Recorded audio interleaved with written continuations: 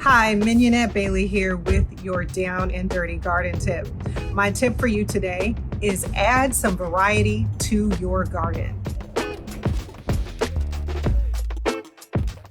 In my opinion, one of the most amazing things about gardening is to be able to explore and to grow things that you just can't find at most conventional grocery stores.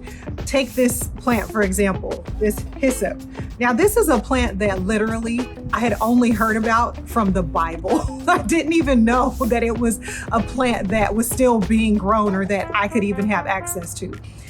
And now I have it here growing in my garden, and it's one of my favorite things.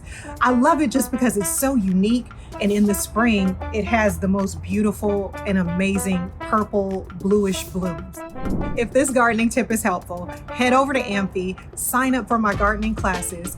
I would love to be part of your gardening journey. Happy growing.